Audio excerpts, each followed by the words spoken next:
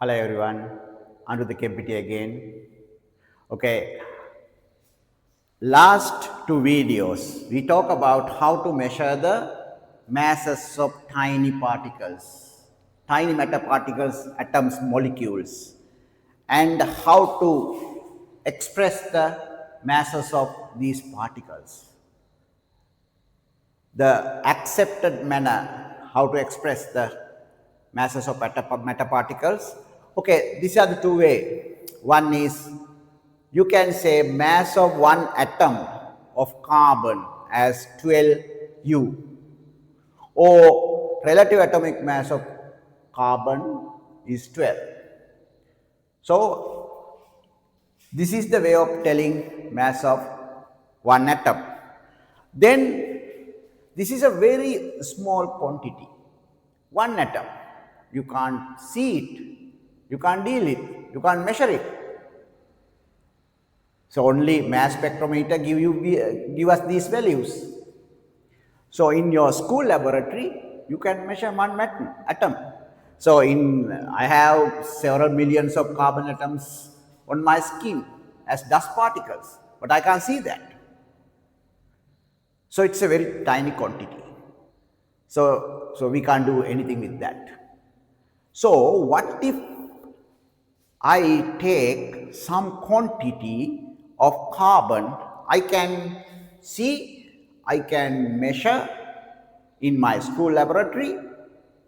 That's nice. I'm going to take little larger quantity that will have very large number of atoms, but I can see it, I can measure it in my lab. So what is the quantity I am going to take? Okay, this is a digital scale in your school, and you place a watch glass on the digital scale and you press the tear button. Then the watch glass also become a part of the scale, so mass indicates 0. Now you can take a spatula and you can add some carbon onto the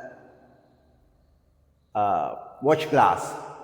Now you have to add carbon until the reading becomes 12 grams. That's a good quantity, you can see it.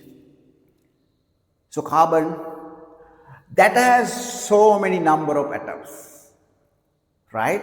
Okay, anyhow, one atom is 12U, this is not 12U, that is 12 gram. 12U, you can't see, it's invisible.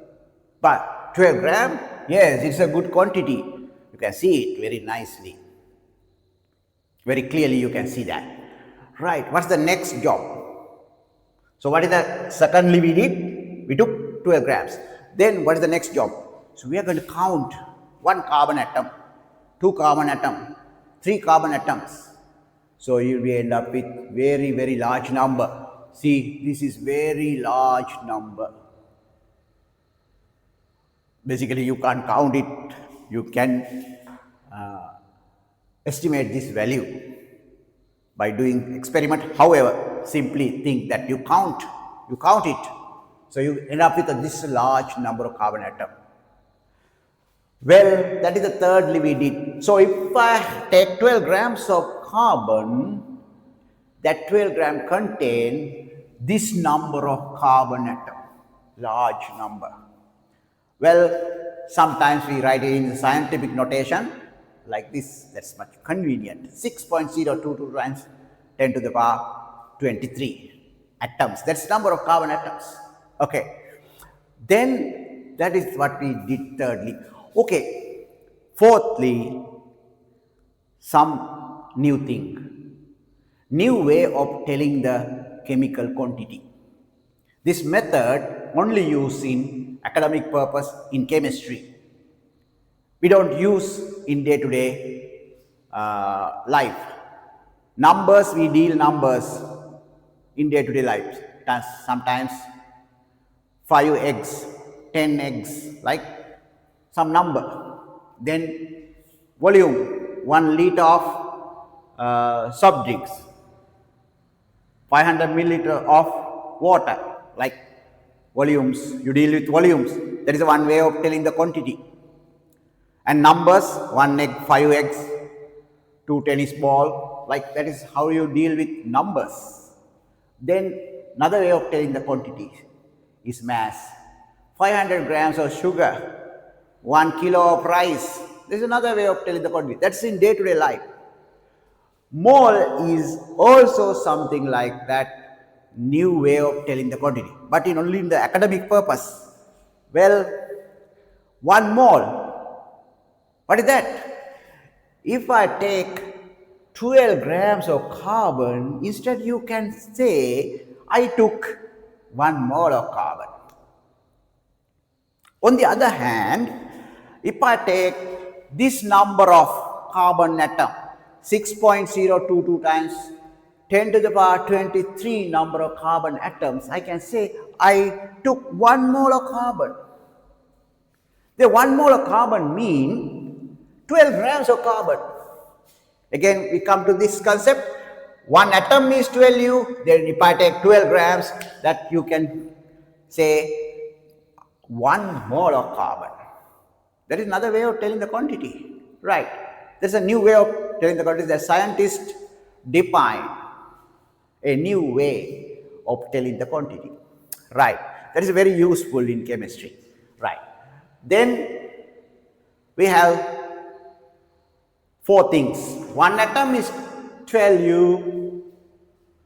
Then we take 12 grams, that means this number of atoms. If we have this number of atoms, that's 1 mole. On the other hand, if we have 12 grams of carbon, then that is 1 mole of carbon. Right. Now we are going to put these two concepts together. 1 mole has the mass of 12 grams. Again, 1 mole has the mass of 12 grams. The two concepts put in together give me molar mass. 1 mole has 12 grams. So I can say 12 grams per mole. That is molar mass. Those are the 5 concepts. That is a kind of important concept. These are some relationship between mass of a 1 atom and mass of 1 atom and chemical quantity which can be measurable, which can be measured in school lab or in ordinary laboratory. That quantity expressed in three different ways: as a mass, as a number of particles, as a new way of expressing quantity, it's as a number of moles, right?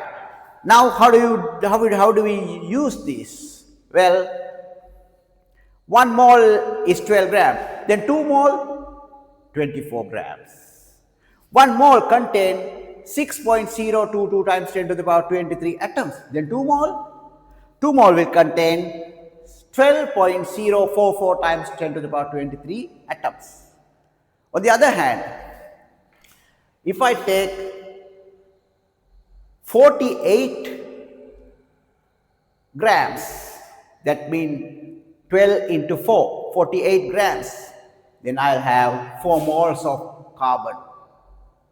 If I take 48 grams of carbon, 4 moles of carbon, like that. Okay, you can use this concept map to convert between different ways of telling the quantity, right? And we can extend this concept to any type of element. For example, you take sodium. 1 atom of sodium is 23U. Then you have to take 23 gram. 23 gram will contain 6.022 times 10 to the power 23 sodium atoms. And 23 grams of sodium atoms mean 1 mole of sodium atom. Then molar mass of sodium atom going to be 23 grams per mole. You can extend this to compounds like water. Water has the relative molecular mass 18. Then you have to take 18 grams of water. 18 grams of water mean 1 mole of water. Then water molar mass is 18 grams a mole. And 18 grams will contain 6.022 times 10 to the power 23 water molecules. Okay, this is how we connect mass of a tiny particle which is invisible to mass of quantity of substance which we can deal in our lab or our school lab.